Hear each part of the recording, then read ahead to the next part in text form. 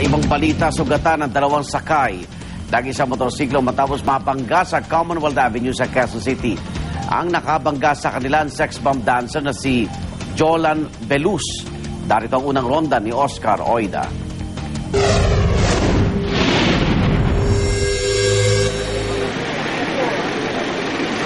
Mangiyak-iyak ang sex bomb dancer na si Jolan Belus nang datan namin sa may Commonwealth Avenue, Quezon City. Mag-aalas 4 na madaling araw.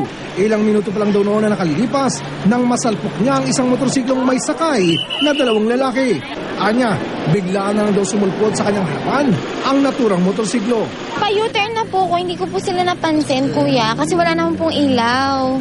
Tapos? Yun na po, tapos nabangga ko na po sila. Hindi ko po alam na... Hindi ko po sila nakita talaga, as in.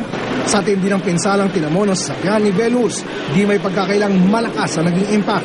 Kaya ang dalawang sugatan, di basta ginalaw hanggat di nakakarating ang mga rescuer na nagdala sa kanila sa ospital.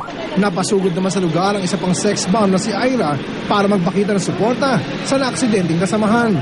Pagtawag niya, pinuntahan ko kasi malapit lang ako nakatira dito Pinuntahan ko na. Sinugulat din ako, iyak ng iyak yung bata, di ba?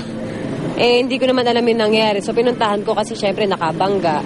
Hindi ito ang kauna-unahang pagkataon na may naaksidente sa naturang lugar. Ayon sa mga taga roon, kakulangan sa ilaw ang problema. Kung ikaw magpapatakbo ng kotse, hindi mo makikita yan kasi madilim dito banda. Madilim talaga yan. Nag-U-turn din ba siya kanina? Kaya naman siya nakasya? Hindi, parang hindi ko alam to nag-U-turn. Ang nag-U-turn yung motor Kasi galing pa siya ron, pumasok siya rito. Samantala, handa naman daw tumulong si Belus sa mga nabangga niya. Ito ang balita sa Quezon City. Oscar Oida reporting.